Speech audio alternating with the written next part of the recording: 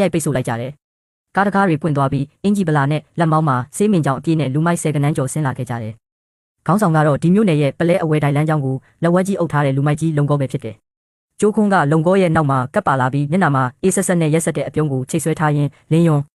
အရင်ကငါနင့်ကိုအထင်သေးခဲ့မိတာပဲ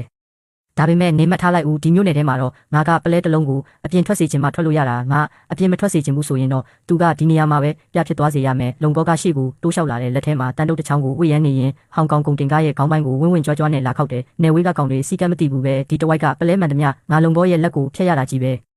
ဒီနေ့ဒီပစ္စည်းတွေကိုဈေးကွက်ပေါက်ဈေးရဲ့ထက်ဝက်50နဲ့ငါ့ကိုရောင်းမလားဒါမှမဟုတ်ရင်တော့မင်းတို့လူရောကားရောဒီရွာထဲကနေလိတ်ထွက်သွားမလားကုန်တင်ကားထရိုင်ဘာကကြောက်လန့်ပြီးကားပေါ်ကနေမစင်းရဲရှာဘူးအဖွဲ့ကိုဥဆောင်လာတဲ့အဝဲတူမန်နေဂျာကတော့ပညာတတ်လူငယ်လေးတယောက်မို့ချွေးပြန်ပြီးပြာရခတ်နေရှာတဲ့ခမရတို့ဒါပြတိုက်နေတာပဲကျွန်တော်တို့မှာတရားဝင်စာချုပ်ရှိတယ်လုံကောကအော်ဟစ်ရေမောလိုက်ရင်စာချုပ်ဟုတ်လားငါလက်ထဲကတန်တုတ်ကစာချုပ်ပဲကွာကျိုးခွန်းကကျွန်တော်ကိုအောင်နိုင်သူလိုကြည့်နေခဲ့တဲ့အခြေအနေကိုပြန်ပြီးထိန်းချုပ်နိုင်သွားတဲ့အရာတာကိုခံစားနေရတယ်လို့မျိုးပေါ့လင်းယွန်းအခုအလျှော့ပေးရင်မိသေးတယ်နော်နေ့ရဲ့ပလဲတွေကိုလုံကောစီဈေးတက်တက်နဲ့ရောင်းလိုက်ပြီးတော့ဂေဟစနစ်ထိန်းကြီးမှုနည်းပညာကိုငါစီအလက်ကလွှဲပြောင်းပေးလိုက်ဒါဆိုနင်ဒီရွာထဲမှာဆက်နေနိုင်ဖို့ငါအာမခံပေးမယ်မဟုတ်ရင်တော့နင့်ကန်တွေကပလဲတွေကိုတလုံးမှအပြင်ထွက်ဖို့မစင်စားနဲ့နေ့စဉ်ကုန်ကြစည်တွေနဲ့တင်နေပြကျသွားစေရမယ်ရွာသားတွေကတော့ဝေးဝေးကနေတတိုင်းနောက်ွယ်ကနေချောင်းကြည့်နေကြတယ်ဘသူမှရှိကိုထွက်ပြီးစကားမပြောရဲကြဘူးဘာလို့လဲဆိုတော့လုံကောကဒီမျိုးနယ်မှာဗိုလ်ကျနေတာကြပြီးမို့ဘသူမှမရှုပ်ရဲကြလို့ပဲစူးကျင်ကကြောက်လန့်ပြီးကျွန်တော်အင်ဂျီကိုတင်းတင်းဆွဲထားရှာတယ်ကျွန်တော်အဖေကတော့တကားနောက်ကပေါက်ပြားကိုကင်ပြီးအသက်နဲ့လဲဖို့ပြင်နေပြီဒါပေမဲ့ကျွန်တော်လက်ကပြီးတားလိုက်တယ်